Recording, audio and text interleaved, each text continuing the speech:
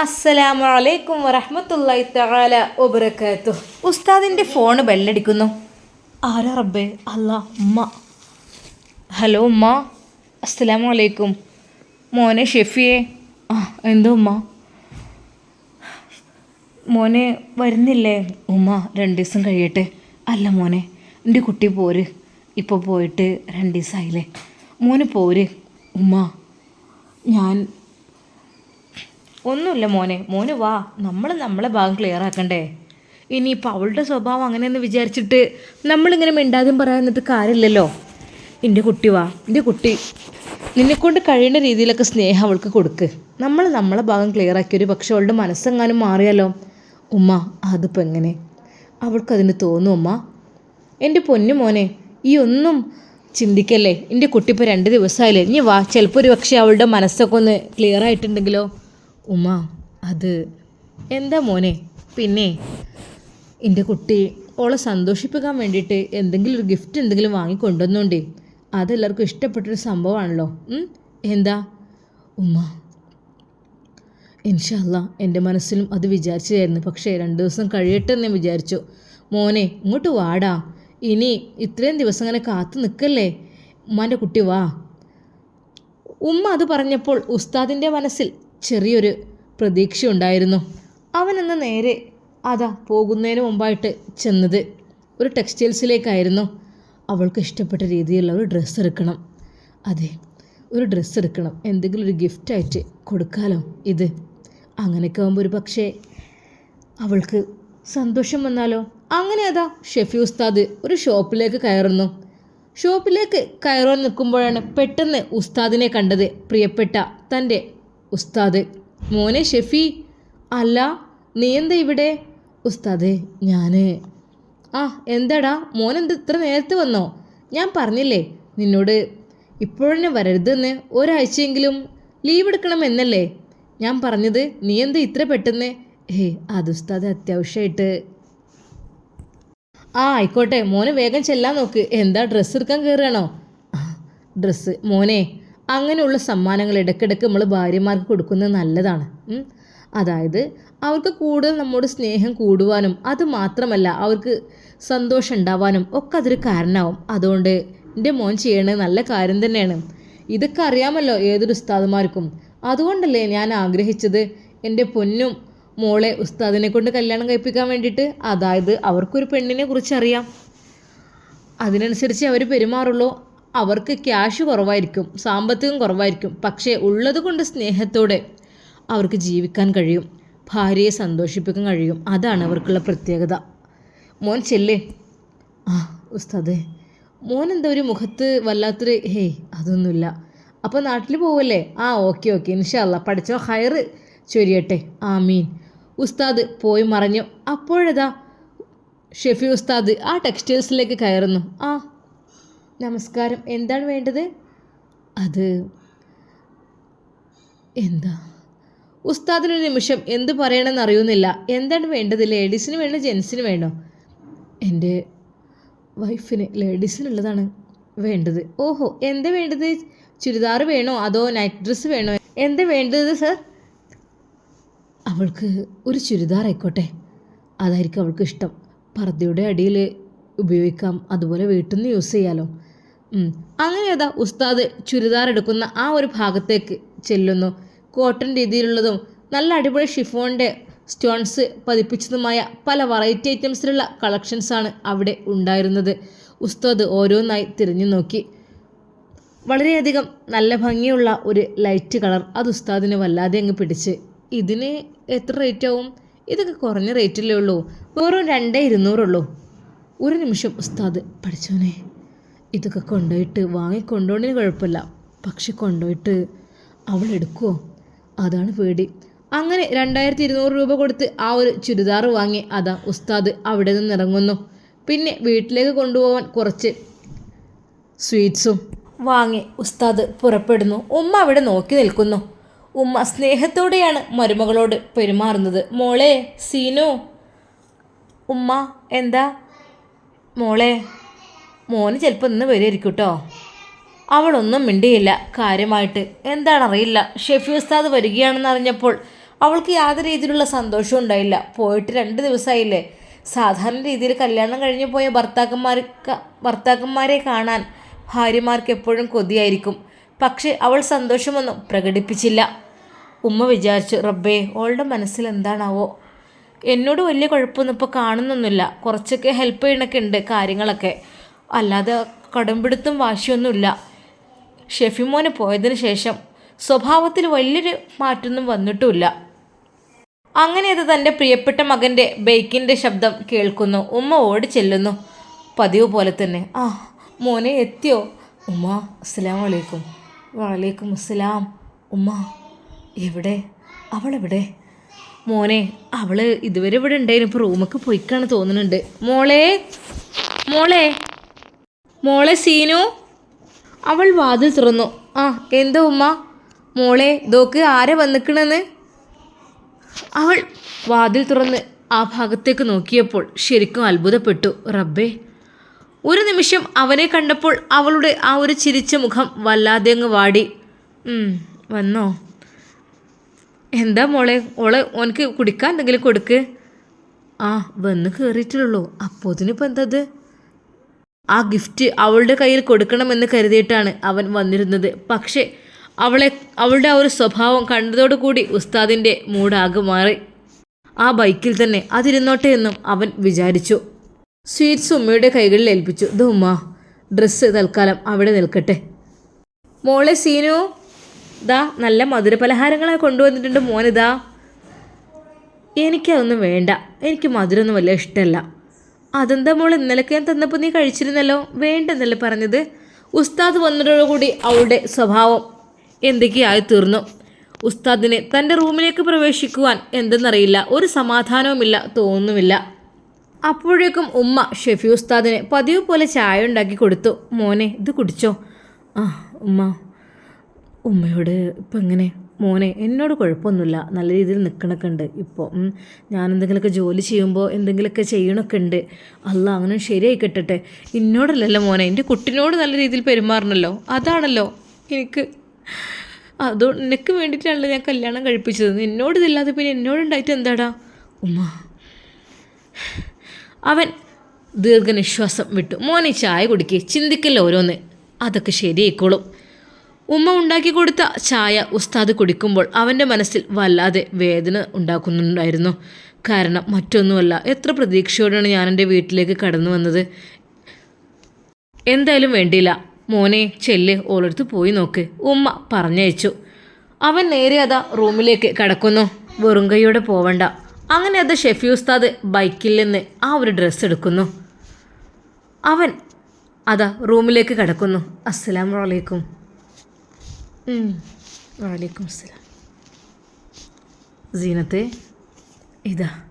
ഉസ്താദ് ആ ചുരിദാർ സെറ്റ് നേരെ അതാ അവളുടെ നേരെ നീട്ടുന്നു. ഇതെന്താ? ഇത് തുറന്ന് നോക്ക്. എന്താ? തുറന്ന് നോക്ക് പെണ്ണേ, നിനക്ക് ആഗ്രഹമല്ലേ ഇങ്ങനെയൊക്കെ? എനിക്ക് ആഗ്രഹമൊന്നുമില്ല, ഇതൊക്കെ ഇപ്പം ഇത്ര വലിയ ആഗ്രഹമാണ്. തുറന്ന് നോക്ക് പെണ്ണേ. അത് കേട്ടപ്പോൾ തന്നെ അതാ ഉസ്താദിൻ്റെ മനസ്സിലെ സന്തോഷം അങ്ങോട്ട് നഷ്ടപ്പെട്ടു.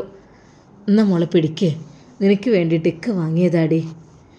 ആഹാ, എനിക്ക് വേണ്ടിയിട്ട് ഇക്ക വാങ്ങിയതോ? ഓ എന്താന്നാവോ, ഒന്ന് തുറന്ന് നോക്കും മോളെ. ഹേയ്, എനിക്ക് തുറന്ന് നോക്കണ്ട, എനിക്ക് അങ്ങനത്തെ ഒരു ഗിഫ്റ്റിന് ഒരു കൊതിയില്ല, ആഗ്രഹമില്ല. ഒന്ന് തുറന്ന് നോക്ക് പെണ്ണേ.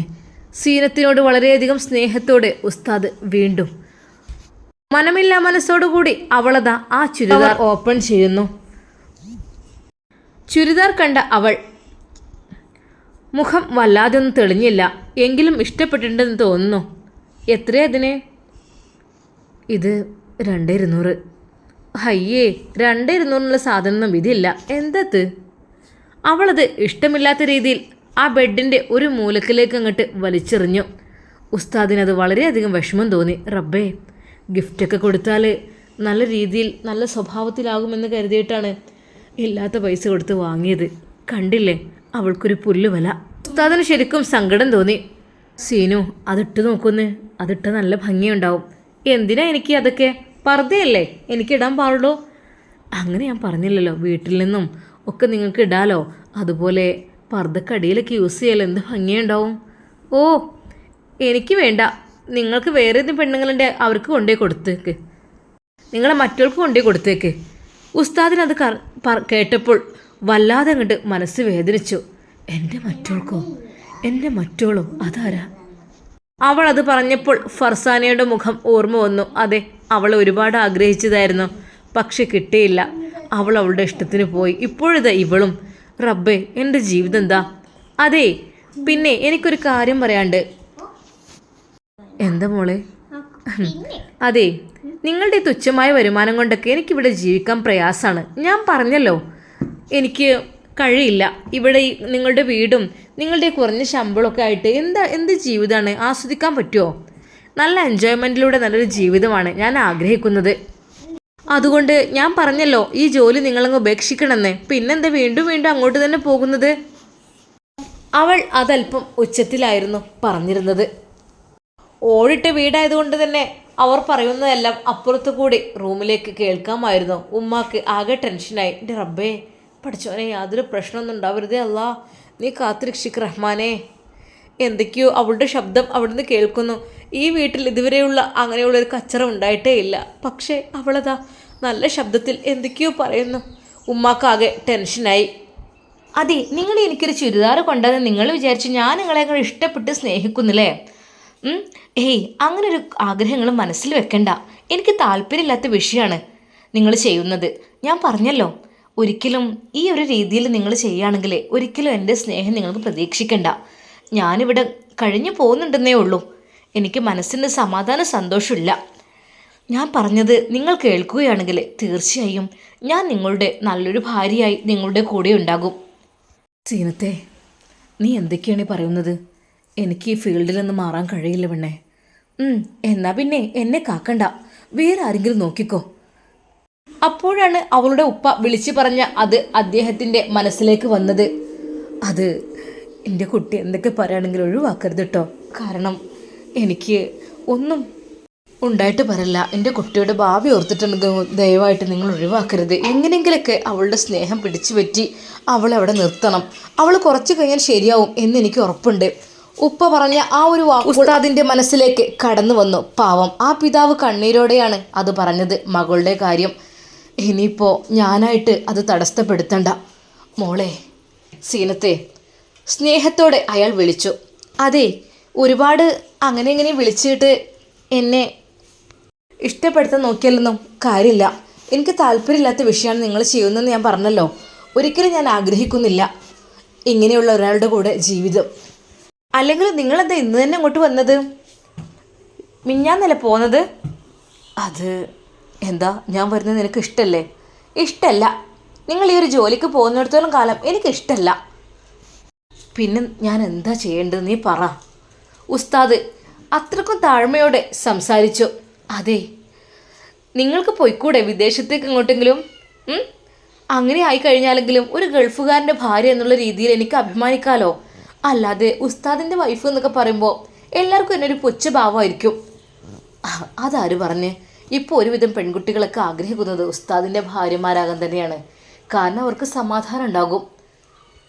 എന്നാലേ അങ്ങനത്തെ പോയി കെട്ടിക്കോളി. അവൾ ആ ചുരിദാർ എടുത്തിട്ട് ഉസ്താദിൻ്റെ അടുക്കലേക്ക് തിരിച്ചെറിഞ്ഞു. കൊണ്ടുപോയി കൊടുക്ക്. ആർക്കാന്ന് വെച്ചാൽ എനിക്ക് ഇഷ്ടമല്ല ഒരു ഉസ്താദിൻ്റെ ഭാര്യ. എൻ്റെ വീട്ടുകാരെ പരിപാടിയാണെന്നത് ഞാൻ ഒരിക്കലും വിചാരിച്ചിട്ടില്ല. ഇങ്ങനെയൊരിത് എൻ്റെ വീട്ടുകാരെ പരിപാടി തന്നെയാണ്. അവരായിട്ടാണ് എന്നെ ഇങ്ങനെ കഷ്ടപ്പെടുത്തുന്നത്.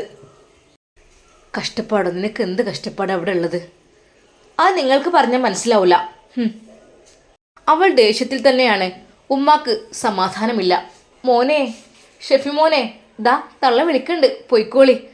ഉമ്മയെ തള്ളയെന്ന് വിളിച്ചതോടുകൂടി ഉസ്താദിന് വല്ലാതെ ടെൻഷനായി. സീനത്ത്, അതിന് കിടക്കുന്നുണ്ട് നിൻ്റെ ഈ സ്വഭാവം. നിനക്ക് ഇഷ്ടമില്ലെങ്കിൽ അങ്ങ് പൊയ്ക്കൂടെ വീട്ടിൽ നിന്ന്? ഓഹോ, ഞാനിപ്പോൾ ഇറങ്ങിത്തരണം അല്ലേ? ഹേയ്, ഞാൻ ഇറങ്ങിത്തരാനൊന്നും ഉദ്ദേശിക്കുന്നില്ല.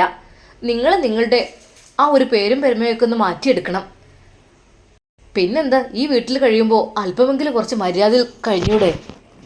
ഞങ്ങൾ ആരെങ്കിലും നിന്നെ ബുദ്ധിമുട്ടിക്കുന്നുണ്ടോ? ആരും ബുദ്ധിമുട്ടിക്കണ്ടല്ലോ, നിങ്ങളൊക്കെ തന്നെ പോരെ. ഹോ, എന്തൊരു ആൾക്കാരാ! തീരെയോടെ കോമൺ സെൻസ് ഇല്ലാത്ത സ്വഭാവവും കാര്യങ്ങളും. എൻ്റെ വീട്ടുകാരോടാണ് എനിക്ക് ദേഷ്യം. അവരാണ് ഇതിനു വേണ്ടി ഒരുങ്ങിയത്. അപ്പോഴേക്കും കല്യാണം ഉണ്ടാക്കലും എന്നോട് ശരിക്കും സമ്മതം പോലും ചോദിച്ചില്ല. സീനസ്, നിനക്ക് പറഞ്ഞുകൂടായിരുന്നോ എനിക്ക് വേണ്ടെന്ന് പറഞ്ഞാൽ സമ്മതിക്കുമോ? ഒരിക്കലുമില്ല. ആരും എന്നെ സമ്മതിക്കൂല. എനിക്കവിടെ സ്ഥാനമില്ല. എന്തുകൊണ്ടാണ് നിനക്ക് അവിടെ സ്ഥാനമില്ലാത്തത്? പറ സീനത്ത്, പറ. സ്ഥാനമില്ലാത്തത് മറ്റൊന്നും കൊണ്ടുമല്ല, എനിക്ക് ഇഷ്ടപ്പെട്ട ആളുടെ കൂടെ ഒന്നും ജീവിക്കാൻ സമ്മതിച്ചില്ല. അതിൻ്റെ ദേഷ്യമാണ് എനിക്ക്. സീനത്തെ, അങ്ങനെ ഉണ്ടെങ്കിൽ പറഞ്ഞാൽ പോരെ? ഇപ്പം അങ്ങനെയൊന്നുമില്ല. അല്ലെങ്കിൽ ഇപ്പം ഞാൻ അതാലോചിച്ചിട്ടെന്താ? നിങ്ങളല്ലേ എന്നെ കെട്ടിയത്, നിങ്ങളുടെ കൂടെയല്ലേ ജീവിതം, അതൊക്കെ നടക്കുള്ളൂ ഇനിയിപ്പോൾ. പക്ഷേ നിങ്ങളുടെ ഈ ഒരു ജോലി ഒന്ന് മാറ്റി പിടിക്കണം. നിങ്ങളൊരു പ്രൊഫഷണലാകണം. പ്രൊഫഷണലോ? ഇതിനേക്കാളും വലിയ പ്രൊഫഷണൽ പിന്നെ എന്താ? ഖുർആൻ പഠിപ്പിക്കുക. അതിനേക്കാളും വലിയ ജോലി എന്താ പെണ്ണെ? അതെ, അതൊക്കെ അങ്ങ് പഴഞ്ചനാ. എനിക്കതിനോടൊന്നും താല്പര്യമില്ല. നിങ്ങൾ എന്നാണ് ഈ ജോലിയിൽ നിന്ന് മാറിയിട്ട് നല്ലൊരു ജോലിയിലേക്ക് പ്രവേശിക്കുക? അത് ഇവിടെ നിന്ന് തന്നെ പോകണം. അങ്ങനെ ആയിക്കഴിഞ്ഞാൽ മാത്രം നോക്കിക്കൊള്ളി, ഞാനിവിടെ നിൽക്കും നല്ല രീതിയിൽ, നല്ല മരുമകളായിട്ട്, നല്ല ഭാര്യയായിട്ട്. അല്ലെങ്കിൽ എന്നും ഇങ്ങനെയൊക്കെ തന്നെ ആയിരിക്കും. ഉസ്താദിന് എന്ത് പറയണം എന്ത് ചെയ്യണം എന്നറിയുന്നില്ല. സങ്കടത്തോടെ ആ ഒരു ചുരിദാർ കവർ കയ്യിൽ പിടിച്ചുകൊണ്ട് അദ്ദേഹം പുറത്തേക്ക് ഇറങ്ങി. മോനെ, ഉമ്മ വിളിക്കുന്നു. ആ ഉമ്മ. എന്താ മോനെ, എങ്ങനെയുണ്ട്? അത് ഉമ്മ, അത് മോനക്ക് പ്രയാസമാണെങ്കിൽ വീട്ടുകാരോട് വിളിച്ച് പറഞ്ഞേക്ക്. എനിക്കിവളെ നോക്കാൻ കഴിയൂല എന്നുള്ള കാര്യം പറഞ്ഞേക്ക്. അല്ല എന്ത് ചെയ്യാ ഉമ്മ? ആ പിതാവിൻ്റെ കണ്ണുനീര് അദ്ദേഹം എന്നോട് കരഞ്ഞു പറഞ്ഞേക്ക് ആലോചിക്കുമ്പോൾ എങ്ങനെ ഉമ്മ?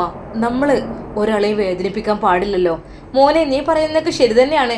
പക്ഷേ അവളുടെ സ്വഭാവം ഇങ്ങനെയൊക്കെ ആയിക്കഴിഞ്ഞാൽ എത്രയെന്ന് കരുതിയിട്ട് നമ്മളിതിങ്ങനെ നോക്കിക്കൊണ്ട് നടക്കും. എൻ്റെ കുട്ടി കാര്യങ്ങളൊക്കെ പറഞ്ഞേക്കോ. ഉസ്താദ് എന്ത് ചെയ്യണമെന്നറിയാതെ ഒരു നിമിഷം പകച്ചു നിൽക്കുകയാണ്. മോനെ, ഇതെന്താ? ഉമ്മ പറഞ്ഞില്ലേ എന്തെങ്കിലുമൊക്കെ ഗിഫ്റ്റ്. എവിടെ നോക്കട്ടെ? മാഷാ അല്ലാ, മോനെ എത്ര ഭംഗിയുണ്ട്. ഇതിന് എത്രയായിടാ? ഉമ്മ, 200. അല്ലാ, ഇത്ര നല്ല ചുരിദാർ വാങ്ങിയിട്ട് ഇതെന്താ അവൾക്ക് പറ്റിയില്ലേ? നേരെ അതാ ഉമ്മ അതുമായി അവളുടെ അടുക്കലേക്ക്. മോളെ സീനു. ആ എന്തു ഉമ്മ? മോൾക്ക് എന്ത് ചുരിദാർ പറ്റിയില്ലേ? പറ്റായിട്ടൊന്നല്ല മോളെ, നല്ല വിലൻ്റെ നല്ല സാധനമാണല്ലോ. പറ്റായിട്ടൊന്നല്ല, അത് അവർ തന്നപ്പോൾ എനിക്കത് പറ്റിയില്ല. എന്താ അറിയില്ല, ഒരു ദേഷ്യം ഒക്കെ പാടെ. മോളെ നല്ല ഭംഗിയുണ്ട്, നിനക്കിട്ട നല്ല ചേർച്ചയുണ്ടാവും. നല്ല ലൈറ്റ് പിങ്ക് കളറിൽ എന്ത് ഭംഗിയുണ്ടത്. നിനക്ക് വേണ്ടെങ്കിൽ എത്രയോ ആൾക്കാരുണ്ടാവും, അവർക്ക് കൊടുക്കൊന്നും വേണ്ട. എന്തിനിപ്പോൾ കൊടുക്കുന്നു? പിന്നെ നീ എന്താ തിരിച്ചയച്ചത്? എനിക്കിഷ്ടമല്ല ഉസ്താദ് തരുന്ന ഒന്നും. അതുകൊണ്ട് തന്നെ മോളെ, ഇന്നത് വേറെ ആർക്കെങ്കിലും കൊടുക്കുക, അല്ലെങ്കിൽ തിരിച്ചു കൊടുത്ത് വേറെ വല്ലതും വാങ്ങാം. വെറുതെ എന്തിനാ 2200 രൂപ കളയുന്നത്? ഇങ്ങോട്ട് തന്നെ അത് ഉമ്മയുടെ കയ്യിൽ നിന്ന് പിടിച്ചു പറിച്ച് വാങ്ങി അത് അലമാരയിലേക്ക് അങ്ങോട്ട് എറിഞ്ഞു അവൾ. മോളെ, കേട് വരുത്തണ്ട. അത്രയും വിലപിടിപ്പുള്ള സാധനം എൻ്റെ കുട്ടി ഖുർആൻ ഓതി ഉണ്ടാക്കിയ പൈസയാണ്. അത് വെറുതെ കേട് വരുത്തണ്ട. അതെല്ലാ പൈസയും പോലല്ല മോളെ, നല്ല മൂല്യമുള്ള നല്ല ബർക്കത്തുള്ള പൈസയാണ്. മോൾ അങ്ങനെ ഇങ്ങനെയൊന്നും കാട്ടിക്കൂട്ടരുത്. പഠിച്ചോ കാണുന്നുണ്ടല്ലോ, വസ്ത്രമായാലും അതുപോലെ ഭക്ഷണമായാലും ഒക്കെ നമ്മൾ ബഹുമാനിക്കേണ്ടത് തന്നെയാണ്. ഒരിക്കലും നമ്മളിത് കേടുവരുത്തരുത്. ഷെഫി ഉസ്താദ് ഓരോന്ന് ആലോചിച്ചുകൊണ്ട് പുറത്ത് നിൽക്കുകയാണ്. വിവാഹം കഴിഞ്ഞിട്ട് 4-5 ദിവസമായിട്ടും ഒരിക്കൽ പോലും അവളോടൊന്ന് സഹവസിക്കാനോ ഒന്നും നല്ല രീതിയിൽ സംസാരിക്കുവാനോ കഴിഞ്ഞില്ല. അവൾ എന്നോട് പറഞ്ഞത് ഈ ജോലി ഒഴിവാക്കി മറ്റൊരു ജോലി കണ്ടെത്തണമെന്നാണ്. റബ്ബേ, ഞാൻ എങ്ങോട്ട്? എനിക്ക് ഈ ഫീൽഡല്ലേ പരിചയമുള്ളൂ. ഈ കുട്ടികളെ പഠിപ്പിക്കലും പള്ളിയിൽ ബാങ്ക് കൊടുക്കലും ഖുർആനും ഇതൊക്കെയല്ലേ എനിക്കറിയുള്ളൂ. മറ്റു ജോലികളൊന്നും റബ്ബേ ഞാൻ ചെയ്ത് പരിചയമില്ലല്ലോ. ഇവൾക്ക് അങ്ങനെ ഒരു നിർബന്ധമാണ് പറയുന്നത്. റഹ്മാനെ, ഞാൻ എന്ത് ചെയ്യാം? ഉസ്താദ് സങ്കടത്തോടെ ദുആ ചെയ്തു. ഇനി ഉസ്താദിൻ്റെ പ്ലാനിങ് എന്തായിരിക്കും? അവൾ പറഞ്ഞതനുസരിച്ച് മറ്റു വല്ല ജോലിക്കും പുറപ്പെടുമോ, അതോ അവളെ ഒഴിവാക്കുമോ? നമുക്ക് കാത്തിരുന്ന് കാണാം. എന്തായിരിക്കും നിങ്ങളുടെ അഭിപ്രായം? അത് കമൻ്റായിട്ട് രേഖപ്പെടുത്തുക. ഇൻഷാ അല്ലാ നമുക്കിതിൻ്റെ ബാക്കി ഭാഗം നാളെ കാണാം. അതുവരേക്കും എല്ലാവർക്കും അസ്സലാമു അലൈക്കും വറഹ്മത്തുള്ളാഹി തആല വബറകാതുഹു.